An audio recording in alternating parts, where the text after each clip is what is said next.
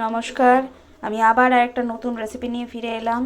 আজকে আমি বানাবো লাউ ঘন্ট চিংড়ি মাছ দিয়ে। দেখো লাউগুলো আমি গ্রেট করে রেখেছি।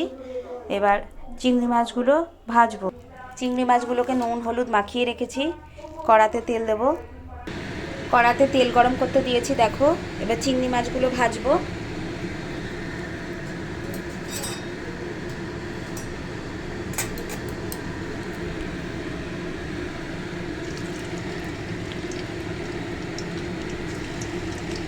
চিংড়ি মাছগুলো ভাজা বসিয়ে দিচ্ছি।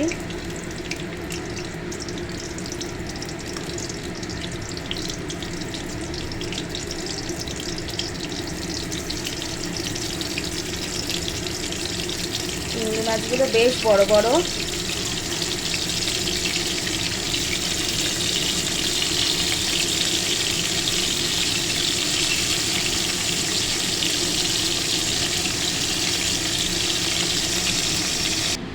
দেখো চিংড়ি মাছগুলো ভেজে তুলে রেখেছি।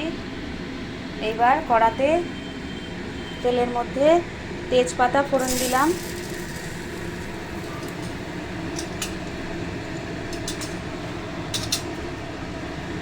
এবার জিরে আর শুকনো লঙ্কা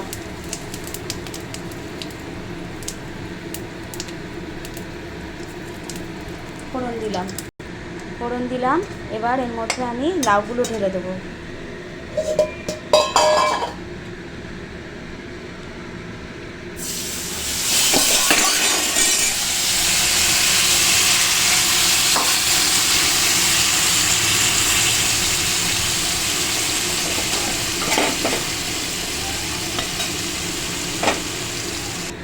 অল্প করে নুন হলুদ দিয়েছি। নুন হলুদ দিয়ে এবার এটাকে নাড়াচাড়া করছি। অল্প করে নাড়াচাড়া করে এটাকে ঢাকা দেব।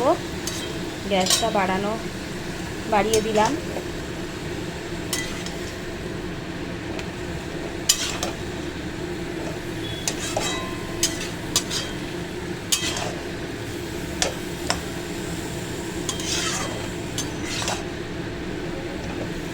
এবার আমি ঢাকা দেব।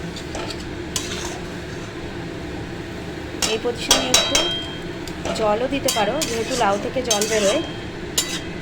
আমি দেখব কতটা জল ছাড়ে, সেই বুঝে সিদ্ধ হওয়ার জন্য জল দেব।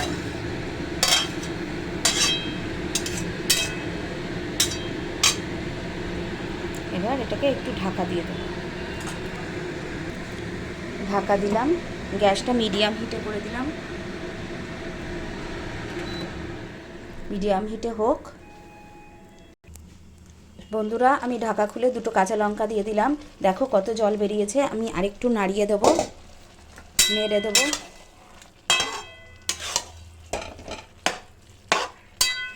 নেড়ে আমি 10 মিনিট পরে আবার আসছি।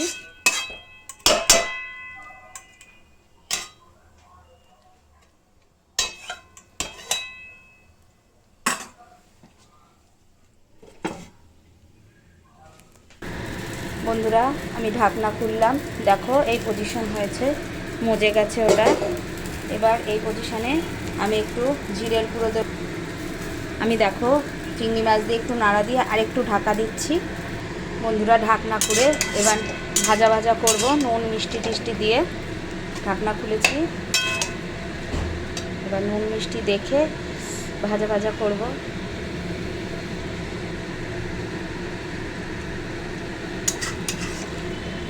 আর একটু নুন আর একটু মিষ্টি লাগবে। স্বাদ মতো নুন আর মিষ্টি দিয়ে দিলাম। এবার গ্যাসটা বাড়িয়ে দেবো।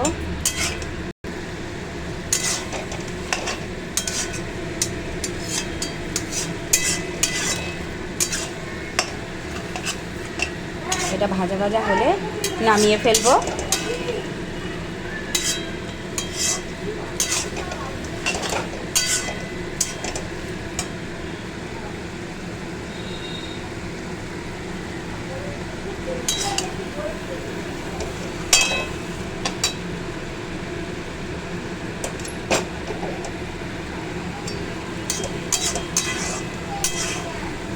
গ্যাস বাড়িয়ে ভাজা ভাজা হোক। ভাজা ভাজা হলে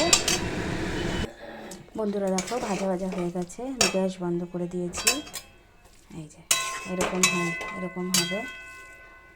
তাহলে রেসিপিটা করে খেও, কেমন লাগে কমেন্ট করো, সাবস্ক্রাইব করো আমার চ্যানেলটাকে, আর লাইক করো।